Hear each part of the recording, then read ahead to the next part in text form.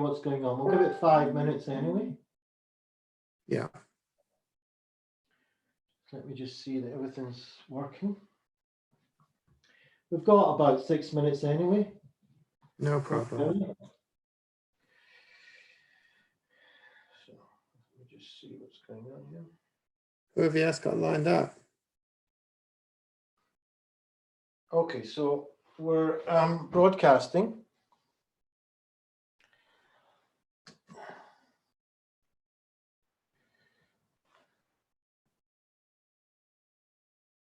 We're on air.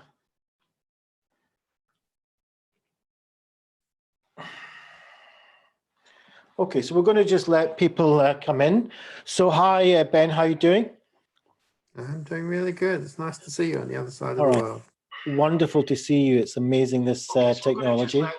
Hold on. So hi, Ben, how are you doing? Right, so I'll tell you what's going on at the moment. There's a delay for Facebook Live, so we're just letting people come on.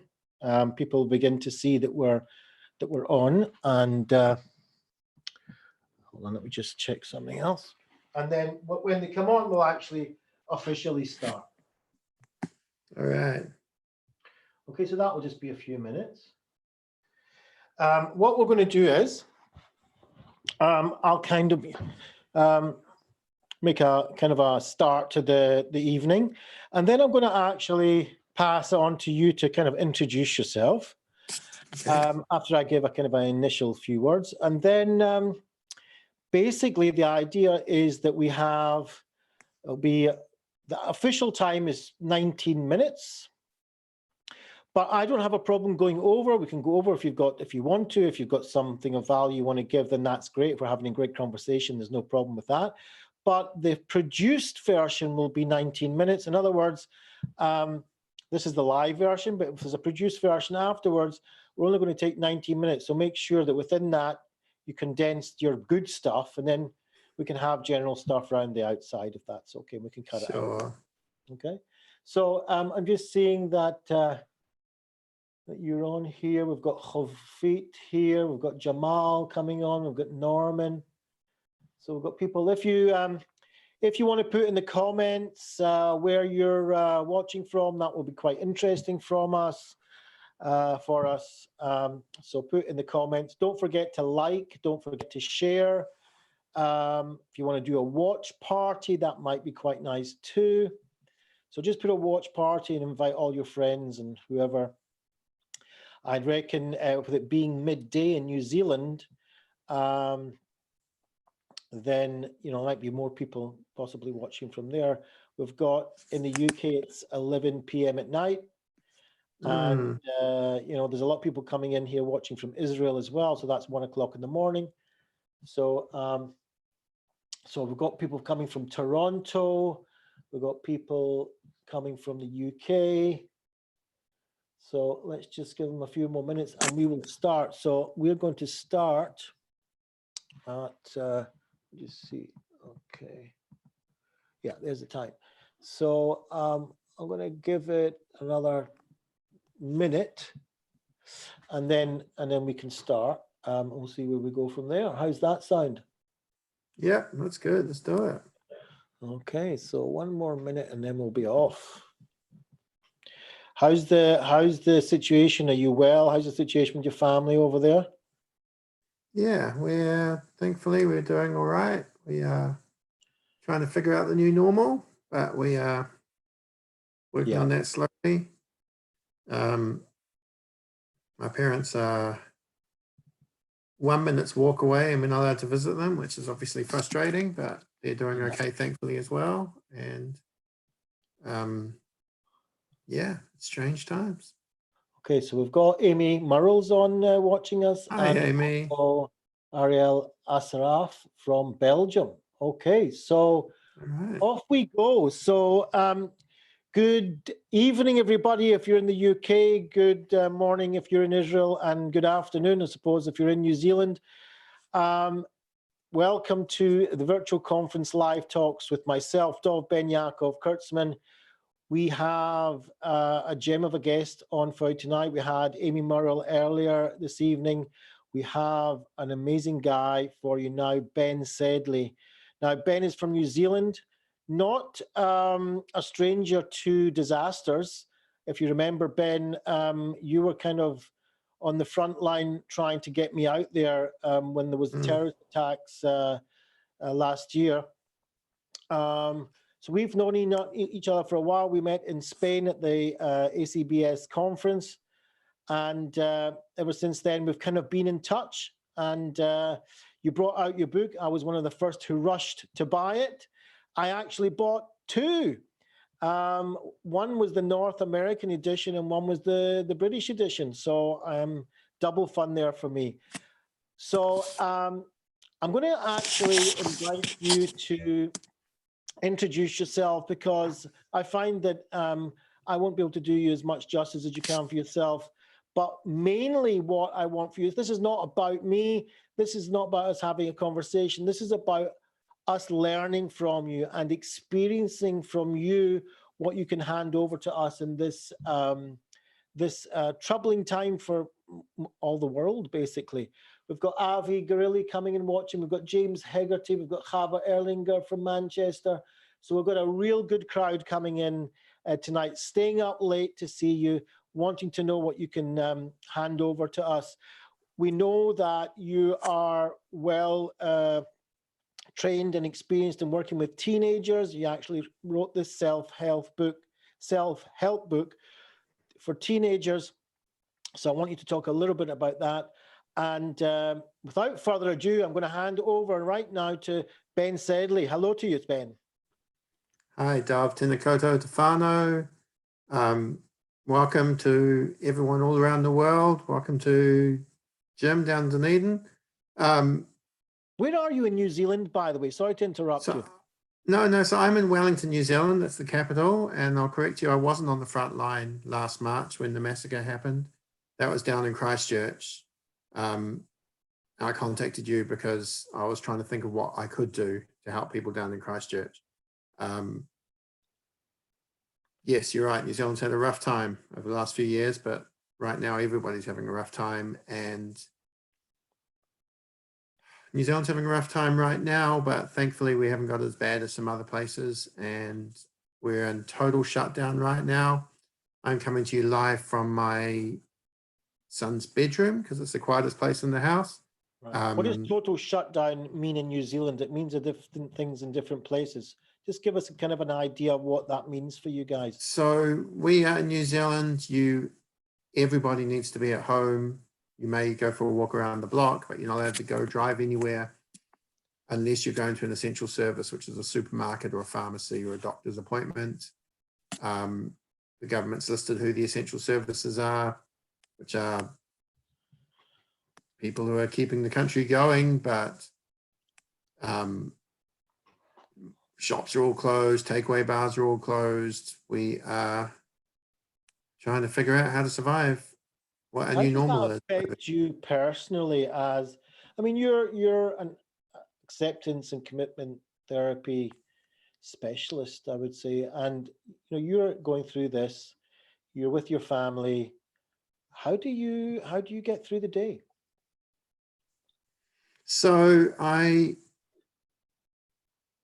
my job at the moment, I work 3 days a week private practice, and then 2 days a week I am home doing childcare. You've caught me on one of my non-work days, so thankfully my wife is around to watch the children, keep them out of this room at the moment. I am doing all my sessions via Zoom or FaceTime as much as technology holds up. Turns out the entire country is at home watching Netflix right now, so technology isn't going as good as we'd like. Wi-Fi is going a bit slower than we'd like, but I am doing my best to keep the therapy going, keep supporting people during my normal regular therapy hours. There's lots of amazing people reaching out, doing amazing things and doing extra volunteering. At the moment, I'm keeping to my regular therapy hours with my regular clients. And how do you cope personally? You wake up in the morning, we're basically our freedom has basically been taken from us, albeit temporarily, we hope. But we're all in isolation. We're all in confinement. We can't go out and do things as freely as we used to. How does that affect you personally?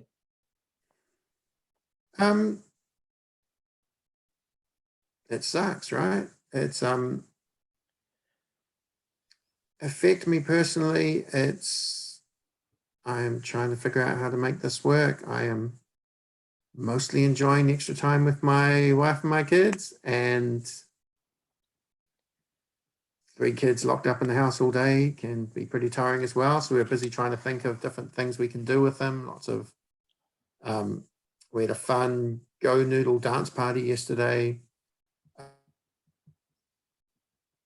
Trying to figure out how we can do it. It is knowing why we do it makes it possible, I think, for me. Knowing that this is essential, that us doing this will save lives, will reduce the length of time of shutdown and restrictions. That makes it all feel worthwhile. It's like, okay, of course I don't want to do this, but knowing why we do it is what helps for me. Right. This virtual conference, which I've nicknamed Corona Views, was opened up basically by Tom Tsubo. And from his experience with Ebola in Africa, he brought a lesson for us while we were talking, and said that we have to be very conscious and be aware of the relationship between parents and children at this time, when we're kind of cooped up in a closed in space for a long time, and no doubtedly going to get on each other's nerves at one point in the game. You being somebody who's written a self-help book for teenagers, no doubt realize that this kind of thing might happen also. Tom gave it in a kind of a warning that we shouldn't let that go down the slippery slope into adverse childhood experiences. How would you advise us and the people that are watching here that have teenagers at home who might be in all sorts of different stages in their adolescent life, and it's just not suitable for them at this point to be, closed in with their parents all day and all night? So how, what kind of things do you envision? What kind of, ways do you think we should tackle that as parents?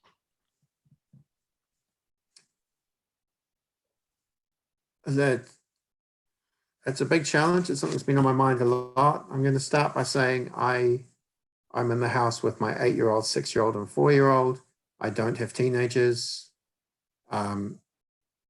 So please take everything I say with lots of grains of salt. I do work with teenagers a lot. I didn't really get to say it before, but I wrote the book, which isn't, when you buy it, it actually reads forward, not backwards. It's cool stuff. It sucks, accepting what you can't and committing to what you can. And as Dov mentioned, there's a North American version of it. Yeah. It's the same book inside with a different cover.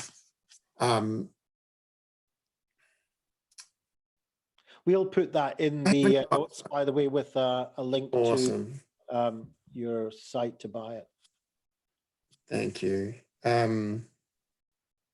was just putting that in there to say I haven't got any amazing answers, but it's something I've been thinking about a lot. And the main thing I've been thinking about for me as a parent of smaller children, which I think really applies for parents of older children as well, is role modeling. Is what our children and our teenagers are going to learn by what they're seeing right now.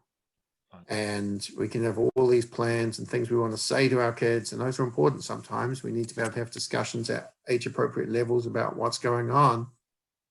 But for me, the thing that's really been on my mind is, how do I role model kindness? How do I role model caring for the people who are in my house, understanding when things are difficult, remembering to actually ask them how they're doing? how do I remember to care for people who I can't physically be in touch with right now? Thinking about who should I be sending messages to? Who should I be caring about? So that one way I'm trying to do my role modeling. One way I'm trying to do my role modeling is by limiting my own exposure to the news right now. Right. In New Zealand, it's constant bombardment everywhere, isn't it? The repeat constant bombardment. And this, I think, can, is from the point of view of constant bombardment, puts our brains into vigilant, hyper-vigilant mode all the time, because it thinks it's a new thing coming in again and again and again, and it's just the repeat news, really, isn't it? Well, there is new things coming, and they're all things that we can't do anything about, and they're terrifying. I feel really worried every time I read the news, and I need to know enough about the world to know what's going on. In New Zealand, early afternoons is when the Prime Minister gives her update on how things are and what the new plans are. But mostly, I want to spend most of my time thinking about what are the things that I can do something about. Right. I can't do something about what's happening in Italy right now. My heart goes out for everyone in Italy and Spain and France and UK, and I'm feeling terrified about, what's about to happen in Syria and refugee camps around the world, and of course the US, and everywhere else I haven't mentioned.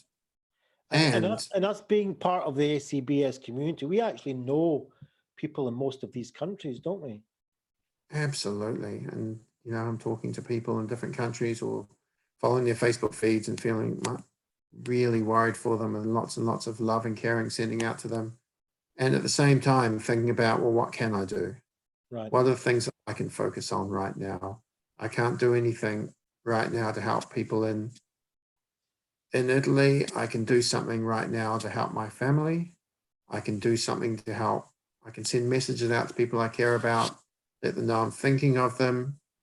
I can make donations to charities that are doing some of this amazing frontline work. Yesterday I was donating to Women's Refuge because I feel incredibly worried about those people who are trapped in homes they're not safe in right now. And sending extra love and caring out to anyone out there who isn't feeling safe in your own home right now. And thinking about, what can I do from here? What can I do in terms of other things that I care about? I value, one of my other values, value people, but also I value creativity, and how do I make sure there's time for me to play some guitar or do some writing? How do I make sure I still get some exercise in? How do I make sure I'm getting time just to sit and talk to each of my children and hear how they're doing? How do I make sure there's time where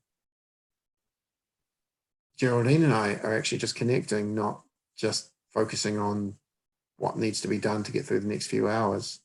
So it's that real balance of a whole lot of things that I've always cared about, and now the way that I care about them, the actions that I can do right now is changing. So I need to say I still value the same things. I value the environment, and we've just found out there's no recycling in Wellington for the next month. So thinking about, how can I manage that? How would I go about saving things till after this crisis is over? What can I do? Thinking about, here's what I value. The way that I used to work towards that value isn't available to me now. What can I do instead? How can I still take a step, even if it's a much smaller step, towards the things that matter to me? Wow. So I'm hearing, if I could just kind of process that, what you were saying, because there's a lot of value in there, what you were saying. So basically what I heard was, first of all, divide what's in your control and what's not in your control. There's a lot of things that are not in our control, but there's a lot of things that are in our control. And Amy was saying when she was on earlier that even though she found sometimes that you can get into that closed, freezing, collapsing kind of mode, one of the things that she talked about was opening up, even if you have to force yourself in a way to open up and start doing things, and start maybe even that committed action. And I heard a lot of committed action from you there, saying, look, I have values. There are things that are important to me in this life. I used to maybe materialize them and fulfill them in different ways, but now, because of the situation we're in, I can still have the same values, I can still fulfill them, but the actual way that I fulfill them might be different from what I did before.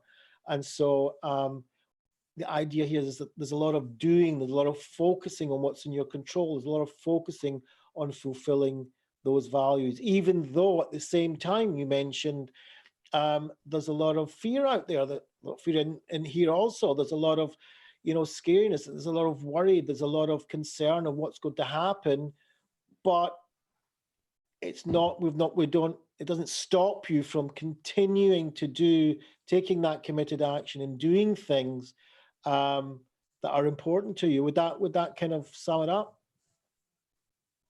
It's a great summary, yeah. So it's very hard. It's very hard for all of us. I think what is incredible is that we're all going right round the world. Doesn't matter where it is now. It's completely round the world now. These plans, a lot of grieving going on right now. Grieving and acceptance. So we have a technical problem. Hold on a second. Are you there, Ben? I'll say again. Okay, so we've got a bit of a technical problem with the internet. Can you hear me? I'm back. You here? Right, you're back. We're back. So yeah, you said there's a lot of grieving going on just now, worldwide grieving. And yeah, it's incredible. Worldwide grieving, also just that individual grieving are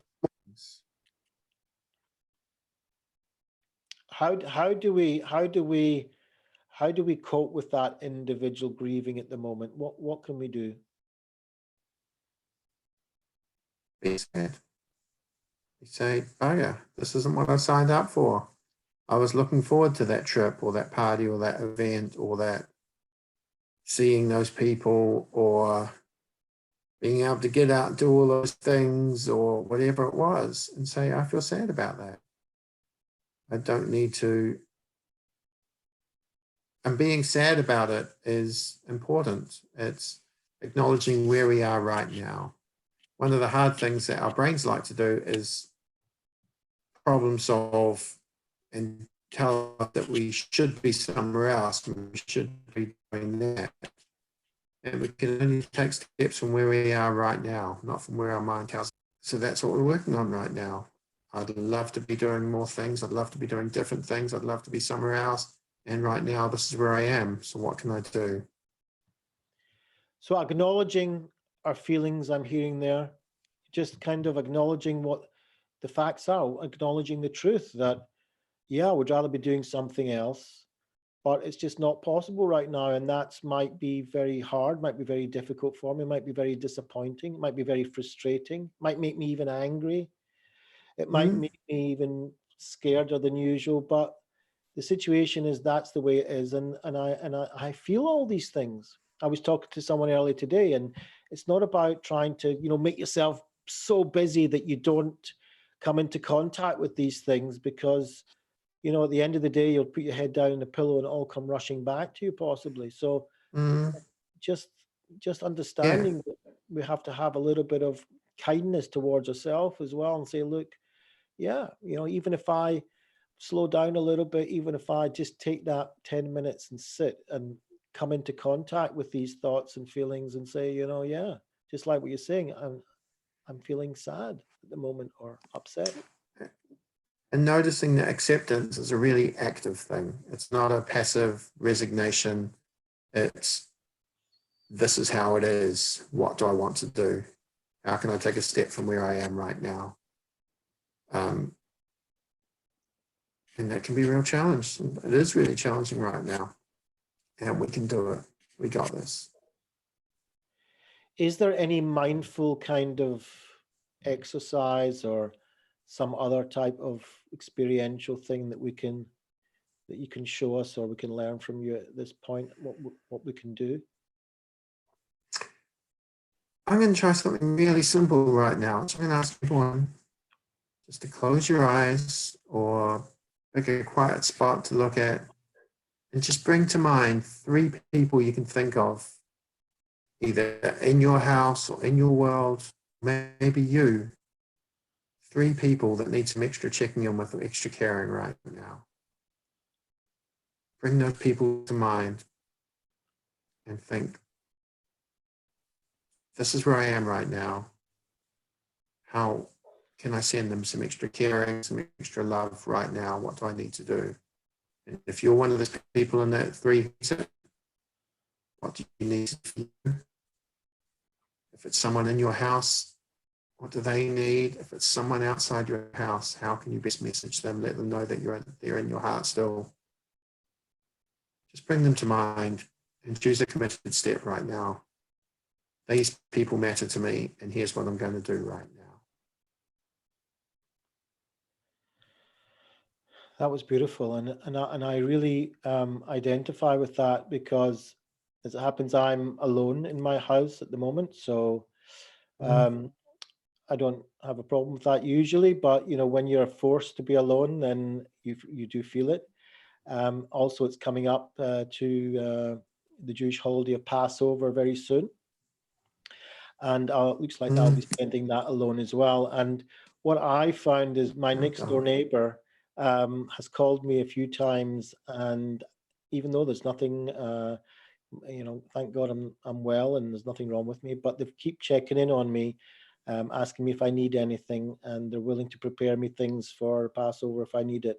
But just these phone calls, just to know that you're in the thoughts of somebody is very, very powerful, for that feeling that you're not alone, that there's somebody thinking about you, that you might be on your own, but you're not lonely. And I think that exercise that you brought us there is something that contributes, helping people not to be lonely.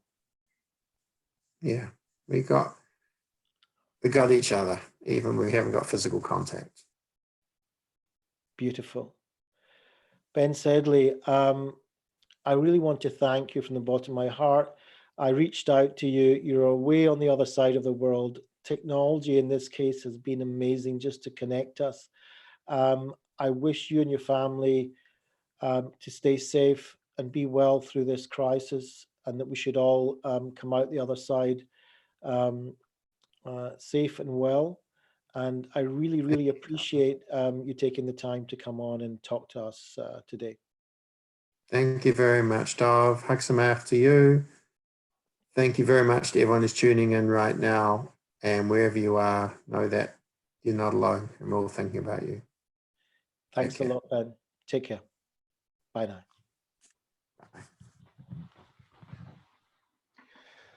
Okay, everybody, just to finish off, tomorrow morning, as in all mornings, 11 o'clock a.m., we have the Total Mind Fitness workout, where we bring all these lessons we're learning into a workout, 11 a.m. UK time. Please join me on Facebook Live, and we'll get this kick off at 11 a.m. We have a wonderful lineup for you this week. Just see what it is, just so you know what we've got. So we've got tomorrow, Yori Gidron, an expert in vagal breathing and other crisis techniques. We have on Tuesday, Timothy Gordon from Toronto in Canada, a social worker that mixes ACT with yoga. It should be amazing to hear from him. On Wednesday, we have Russell Colts. Tune in for Russell Colts, Self-Compassion. Wow, compassion-focused therapy. That should be really helpful for us. And then on Thursday, we're going over to Italy, to Nanny Press Day, and we'll hear what's actually really going on in Italy and how they're dealing with everything there. And that should finish off the week for us regarding this virtual conference live talks. We're going to be going on for about 3 weeks, every day almost. So thank you very much for joining in. Don't forget to like, don't forget to share, don't forget to comment, and see you tomorrow. Have a good day.